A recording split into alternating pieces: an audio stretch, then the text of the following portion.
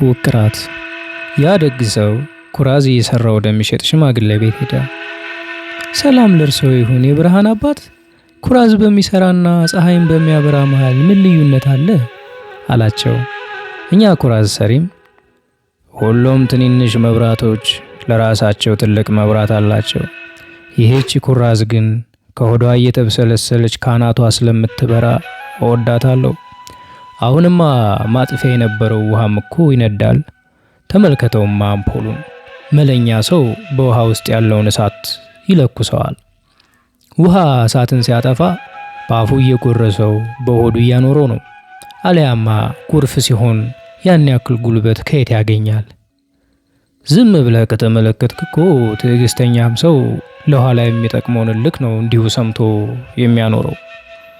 በሌላም መልኩ ቢሆን ቀስ ብለህ ካየው ደግ ሰው ክፉ ነው አሉት። ያ ደግ ሰው የደግ ሰው ክፋቱ ምኑ ላይ ነው አላቸው። እኛ ኩራዝ ሰሪ የደግ ሰው ክፋቱማ አብዝቶ መስጠቱ ላይ ነው አሉት። ያ ደግ ሰው እንዴት ሆኖ ብዙ መስጠት ክፋት ይሆናል አላቸው። እኛ ኩራዝ ሰሪ እስኪ የእድሜ ልክህን ምክር ዛሬ ብነግርህ ችለህ ትሰማለህን?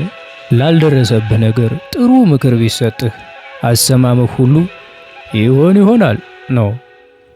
ሁል ጊዜም ቢሆን በዕለቱ የሚያስፈልግህ ውጭ ያለ ነገር ምን ቢያምር ሸክም ነው። ከሰንዱቅ ያለ ነጭ ሸማ በእርሻ ሰዓት አይለበስም። የደስታ ቀን ጨዋታ ለሐዘን ጊዜ አይሆንም። አምላክ እሸትን ያለ ወቅቱ አይልካትም።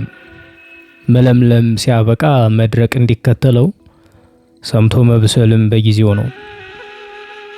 የደግ ሰው ክፋቱማ በዕለቱ ሰጥቻለሁ ብሎ ማሸከሙ ነው። ይልቅ ጭስ ያላትን ኩራዝ ተመልከታት። በትነካት ታቃጥላለች እንጂ እንደማይጨሱ አምፖል ስትይዛት አትገልም። የኩራዝ ጭሱ ግን መከራ ነው።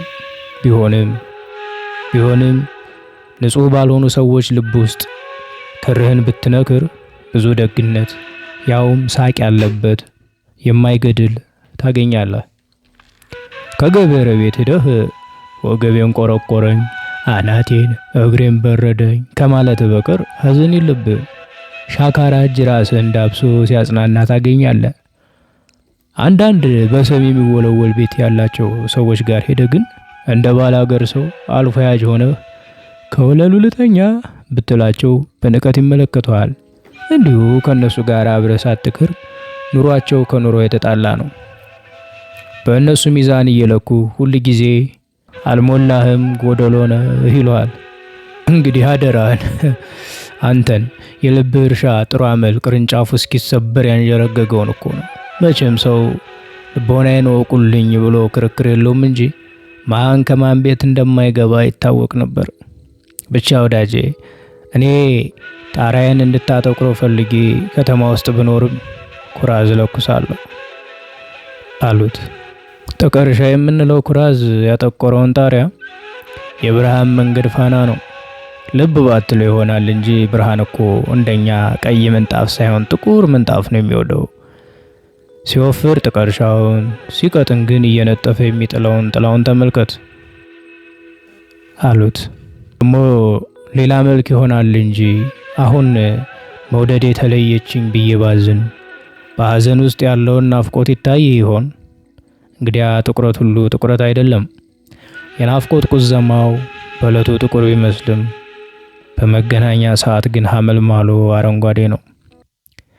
ያ ደግ ሰው ድዳቸውን የተነቀሱትን ሽማግሌ እያየ የሳቃቸው ብርሃን እንደሚለኩሱት ኩራዝ ድዳቸውን ማጥቆሩን እየመረመረ የሳቅም ቅሪት እንደ ጢስ ተጥመልምሎ ተጓዥ ነውን?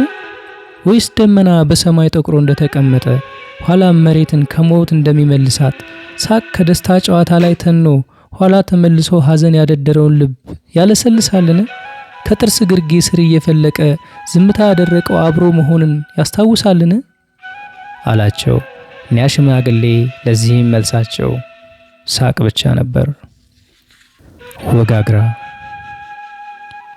ያ ደግ ሰው መስማር እየመታ ወደሚነቅል አናጺ ዘንድ ሄደ። ሰላም ላንተ ይሁን፣ እንደምን አለ? እንዲያው ያንተ ነገር የሚገርመኝ ጉልበትህን ሁሉ ለቀህ ቀጭን የምስማር አናት ላይ መስደድህ አይደለም። ይልቅ ለምን የምስማር ቁመት እንደተለያየ ታውቅ ይሆን? ሰው ሁላ ትልቅ ምስማር፣ ትንሽ ምስማር እያለ የሚለያየው ደግሞ በስቶ ለማለፍ ጀርባ ሳይችለው ነገር አለን? አሁን የጀርባ ጉዳችንን መልሰን ብንዘረግፈው መቼ ፊታችን ይችለዋል? አለው። የአናጺም እኔን መዶሻ ይዤ ስላየኸኝ እንጂ ምን ጉልበቴን ሁላ ሰብስቤ መታለሁ። አሁን አንተ ላይ የአንድ ምስኪን ሰው ኑሮ አናት ላይ ቢጫንብህ ከምስማር ቀድመህ አትሰጥምምን? ሁሉም ነገር እኮ እየተመታ አይደለም የሚጎብጠው አለው።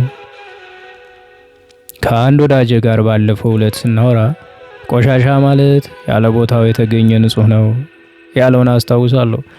አሁን 12 ቁጥር ምስማር የትንሿ ምስማር መግቢያ ላይ ቢገባ ቀጥሎ ያለውን መተርተር ልብ ብለዋልን? እንግዲያ የብዙ መበሻቀጥ መጀመሪያ ትልቁ ያለ ስፍራው ሲውል ነው። እኔ የምልህ ግን ከጀርባ አልፎ የተቀመጠ ታሪክ እየተመለሰ ሲወጋን ያውን ድርጊት ስፍራ እያጣ ሲጨናነቅ አትገረምምን?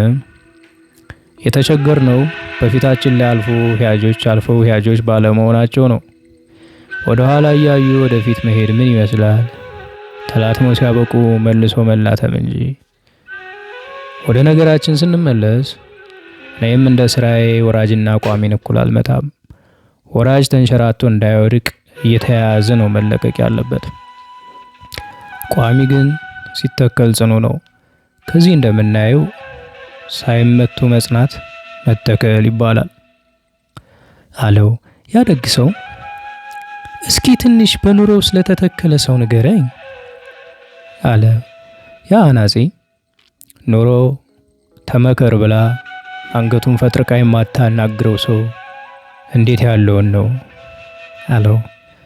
መልሶም እንግዲህ እስር ቤት ያለ ሰው ታሰርኩም ተመታሁም ሲል ስራዬን ያስታውሰኛል። እንዴት ቢያረገረግ ነው እንዲህ አጥብቀው እየመቱም እያሰሩም የሚይዙት እላለሁ። ብቻ ስራዬን ሳስተውል ሸክሙን እያየው ብዙ መቻል ያለበትን ጠበቅ አድርጌ ያያይዘዋለሁ። በኑሮ የተተከለ ሰውማ ዓለም መልክ ኖሯት ኩትቻዋን አጥልቃ ስትሽከረከር ሸሞንሟናይ ሽርበይ በፊቴ የሚላት ነው። ሞኝ ሰውን ግን ኩንታል ሀብት ቢያሸክሙት ይሄ ሁላ ለኔ ብሎ ሰፍ ከማለት አልፎ ይህን አልችለውም ቀንሱልኝ ብሎ አይከራከርም። ብዙ ሸክም ሳንሸከመው በፊት ያምር ነበር። መያዝ መያዝ ነው፣ መያዝ መታሰር ነው። የተተከለው ላይማ ከጉጡ ላይ ዕቃ አንጠለጠሉበት እንደሆነ እንጂ እሱ ፈልጎ እየተንቀሳቀሰ ዕቃ ሰብሳቢ አይደለም። እናም የተተከለ በማየት ብቻ የደረሰ ነው። እስኪ ለወደፊቱ በማየት መድረስ ምን እንደሚመስል ረጋ ብላ አስብበት አለው። ያደግ ሰው መልካም አይን ክብ ፍሬ ስትበስል ሳትሄድ ትደርሳለች። ካሁን በኋላ 2 ጊዜ እየጨፈንኩ 1 ጊዜ ገልጣለሁ። ምን ነው ፍሬ የሚበስለው ሲሸፈን ነው አለው።